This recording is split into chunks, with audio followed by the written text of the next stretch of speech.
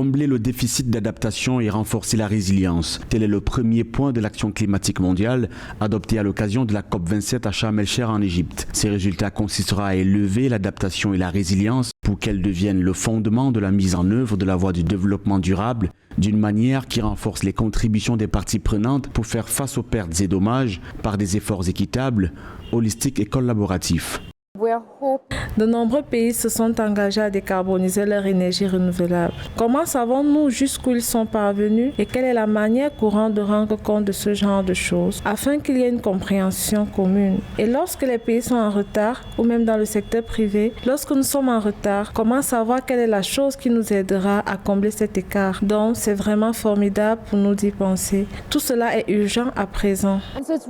Augmenter le financement de l'action climatique. Ce deuxième point visera à stimuler l'intensification de la mobilisation financière et la réforme des systèmes financiers pour soutenir les transitions alignées sur le climat, y compris les efforts innovants mis en œuvre avec intégrité qui saisissent des opportunités telles que la gestion de la dette et les marchés du carbone. Accélérer l'action, le point 3 de la liste des résultats de la COP27, va aider à mener des actions qui répondent aux besoins de développement zéro carbone d'une manière à tirer parti des zones indépendantes. Elle est adaptée aux conditions locales et régionales et offre une transition juste, gérée et financée.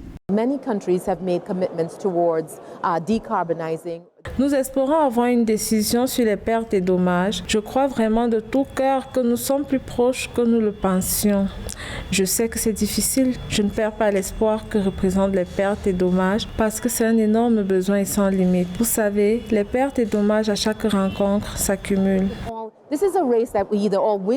Afin de mener à bien son action climatique pour préserver la planète, les acteurs du climat ont intitulé le point 4 de leurs résultats « Renforcer la crédibilité et la confiance ». Une initiative qui permettra de travailler pour combler l'écart de crédibilité et renforcer la responsabilisation en suivant et en rendant compte des progrès, en établissant les meilleures pratiques et en reliant progressivement l'action volontaire aux règles de base de l'économie.